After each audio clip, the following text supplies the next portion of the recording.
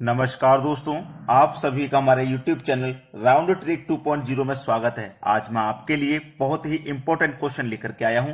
यदि आप UP police constable, RPF constable की तैयारी कर रहे हैं तो ये प्रश्न आपके लिए बहुत इंपॉर्टेंट रहेंगे। तो चलिए स्टार्ट करते हैं। पहला सवाल है, एक वस्तु के अंकित मूल्य तथा क्रय मूल्य का अनुपात 7:6 है। ठीक है, यदि 10% छूट दी जाती है तो लाभ कितना प्रतिशत है? ये आपका सवाल है। देखो, इसमें क्या रहेगा, एक तो आपका मार्क प्राइस होगा, मार्क प्राइस जो किसी वस्तु पे लिखा हुआ होता है वो, ठीक है। और एक होगा आपका कॉस्ट प्राइस जिसमें वस्तु खरीदी जाती है, और एक होता है सेलिंग प्राइस जिसमें वस्तु बेची जाती है। ठीक है ना, इतनी बात समझ में आ गई। आपसे क्या बोला गया है, आपसे कहा गया है कि एक वस्तु के अंकित मूल्य तथा क्रय मूल्य का जो अनुपात है 7:6। किस किस का? अंकित मूल्य और क्रय मूल्य का। अंकित मूल्य और क्रय मूल्य, अंकित मूल्य मतलब मार्क प्राइस, क्रय मूल्य मतलब कॉस्ट प्राइस का अनुपात 7:6 है। अब देखिए ये अनुपात क्या होता है, ये अनुपातिक वैल्यू क्या होती है? जो काट के छोटी हो जाती है वही वैल्यू होती है। जैसे कि अगर यहां पे 7:6 है तो ये कोई ऐसी संख्या है जो किसी कॉमन संख्या से कट गई होगी। जैसे मान लो ये 70 होगा और ये 60। अब मैं 10 से दोनों को कटा दूंगा तो ये 6 बार में जाएगा और ये 7 बार में, तो ये 7:6 हो जाएगा। इतना क्लियर है? ठीक है, तो हमें ये अंदाजा लग गया कि मार्क प्राइस उसका 70 रुपए था, कॉस्ट प्राइस उसका 60 रुपए था। मतलब हमने वो वस्तु 60 रुपए में खरीदी थी, लेकिन हमने उसे बेचने के लिए उस पर अंकित कर दिया 70 रुपया, और 70 रुपया अंकित करने के बाद उस पर 10% की छूट दे दी। यानी कि 70 रुपए अंकित करने के बाद हमने उस पर 10% की छूट दे दी। 10% निकाल लो, परसेंट का मतलब बटे में 100, 0 से 0 गया, 0 से 0, 7 एकम 7, यानी कि 7 रुपए की छूट दे दी। 10% का मतलब क्या हुआ? 7 रुपए की छूट दे दी। 70 रुपया उस पर अंकित किया था, 7 रुपए की छूट दे दी, तो हम उसे कितने में बेचेंगे? अब 63 रुपए में बेचेंगे कि नहीं बेचेंगे? बात क्लियर हो गई? देखो, 70 रुपए उस पर अंकित था, 7 रुपए की हम उस पर छूट दे दी, 7 रुपए की छूट दे दी, तो अब हम उसे कितने बेचेंगे? 63 रुपया में बेचेंगे। इतना क्लियर है ना? हमने खरीदा कितना था? 60 रुपए में। कॉस्ट प्राइस कितना? 60 रुपए में खरीदा था, बेच रहे कितने में? 63 रुपए में। 60 में खरीदा, 63 में बेचेंगे तो फायदा होगा 3 रुपए का। ये बात आप जानते हैं। खरीदा है 60 रुपए में, बेच रहे हैं 63 रुपए में, फायदा हो रहा है 3 रुपए का। फायदा निकालो चाहे नुकसान, हमेशा कॉस्ट प्राइस पे निकलता है। कॉस्ट प्राइस है आपका 60 रुपया, प्रतिशत में निकालना है तो प्रतिशत के लिए 100 से गुना कर दो। ठीक है, अब ये क्या हो जाएगा? कट जाएगा। चलिए मैं कटा दूंगा इसको। 3 से कट जाएगा 60 20 बार में, और 20 से कट जाएगा 100 5 बार में, मतलब 5% का फायदा होता है। बी ऑप्शन हो जाएगा आपके सवाल का बिल्कुल सही आंसर। उम्मीद करूंगा कि सभी को यह सवाल आसानी से समझ में आ गया होगा। अब देखेंगे अगला क्वेश्चन। अगला क्वेश्चन है, एक कस्बे की जनसंख्या 8000 है। कितनी है भाई? 8000। प्रश्न के अनुसार चलेंगे। यदि पुरुषों में 5% की वृद्धि हुई और महिलाओं में 60.5% की वृद्धि हुई, फिर जनसंख्या 1 वर्ष के बाद 8460 हो गई। 8000 से बढ़कर 8460 हो गई। पुरुषों की संख्या है, पुरुषों की संख्या पूछ रहा है।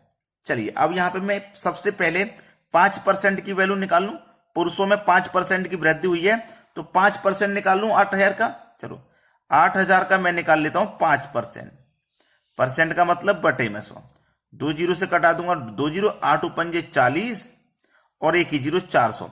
यानी कि पुरुषों में कितनी वृद्धि हुई है? 400 की। मतलब प्रतिशत में तो वृद्धि हुई है 5% की, और संख्या में वृद्धि हुई है 400 की। मतलब 5% की जो वैल्यू वो 400 के बराबर है। अब इस 8000 जनसंख्या में, 8000 जनसंख्या में ये मेल हो गई, ये फीमेल हो गई। मेल की कितनी वृद्धि है भाई? 5%, और फीमेल में वृद्धि कितनी है? 7.5। तो इस 7.5 को मैं क्या लिख सकता हूं?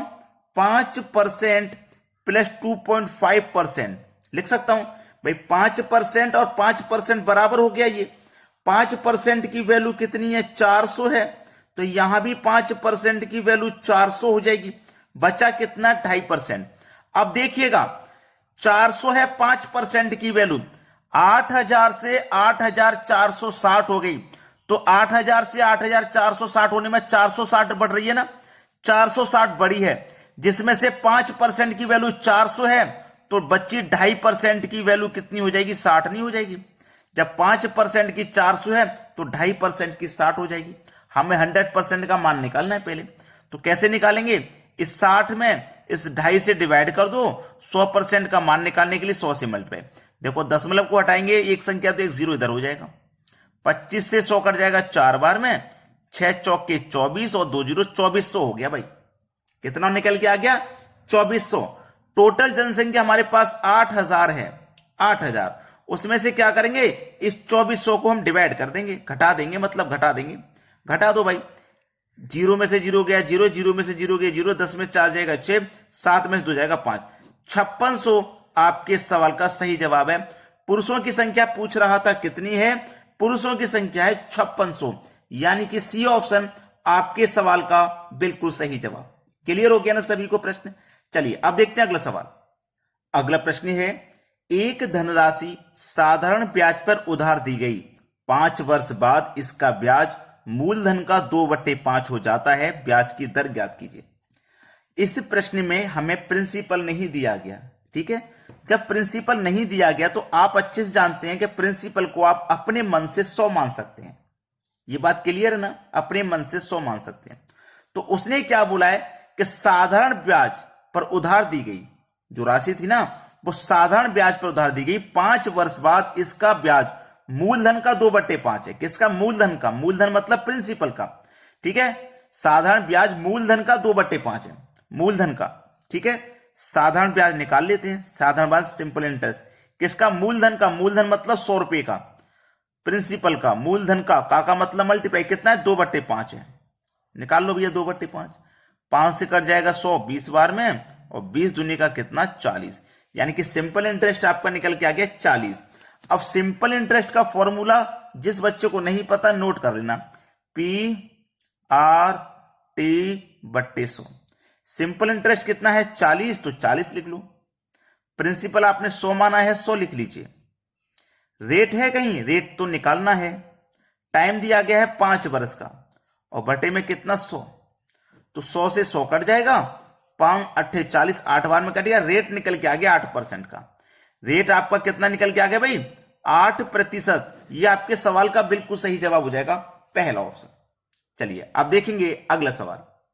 अगला प्रश्न है, 40 गुने 1/3, 15 + 11 - 8 + 9 के ऊपर 12।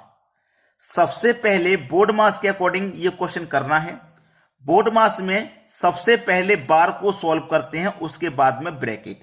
तो सबसे पहले हमें ये बार को हल करना है, ठीक है। चलिए 40 गुने, ये 40 है दोस्तों, आपको ऐसा लग रहा होगा 9 है, लेकिन 40 है, 1/3 इंटू 15 + 11 माइनस, ब्रैकेट को सॉल्व करेंगे तो देखो प्लस का साइन है यहाँ पे, ब्रैकेट के ऊपर यहां देखोगे बार का साइन है 8 और 9 के ऊपर, तो आप इन दोनों को क्या करोगे, जोड़ोगे, तो 8 और 9 कितना हो जाएगा, 17 हो गया। चलिए 40 गुने 1/3, ठीक है, यहां तक हो गया। अब 15 में जोड़ दो 11, तो 26 हो जाएगा। 26 में से माइनस कर देंगे 17, 26 में से माइनस कर दो 17, तो कितना बचेगा, 9 बचेगा। कितना बचेगा, 9। तो ब्रैकेट को हमने सॉल्व कर लिया, इसका मान 9 आया। चलिए 3 से कटा दूंगा 9 को, तो 3 बार में कटेगा, तो 40 गुने 1 40, 40 में गुना करेंगे 3 का, तो ये हो जाएगा 120। चलिए सी ऑप्शन क्या है प्रश्न का, बिल्कुल सही आंसर हो जाएगा 120। अब देखते हैं अगला प्रश्न। अगला प्रश्न है, 101 का स्क्वायर माइनस 99 का स्क्वायर का मान क्या है। आप यहां पे अगर ध्यान से देखें, अगर आप इसको a मान लें और इसको b मान लें, ठीक है, इसको b मान लें, तो आपको दिखाई देगा a² माइनस b²। ये इसको a मान लिया, इसको b मान लिया, तो a² माइनस b² का ये फॉर्मूला है। तो a² माइनस b² का फॉर्मूला है, तो आप जानते हैं a² माइनस b² बराबर क्या होता है, a + b into a minus b। ये फॉर्मूला अगर आपको याद है तो कुछ प्रश्न फॉर्मूला बेस्ड जो आते हैं उन्हें आप कर लोगे कि नहीं, आसानी से कर लोगे भाई, इतना मुझे पता है, ठीक है, कर लीजिए। अब देखना a + b, a आपका कितना है, a है आपका 101, तो a आपका कितना है 101, 101 प्लस बी, बी आपका कितना है, बी आपका 99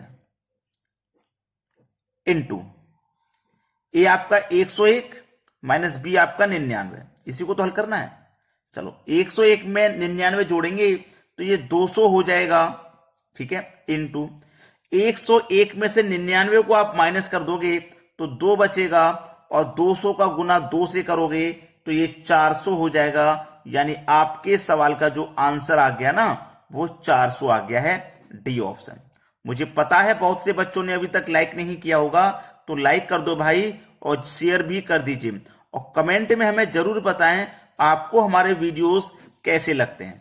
ठीक है दोस्तों, आज के वीडियो में इतना ही। वीडियो देखने के लिए बहुत बहुत धन्यवाद।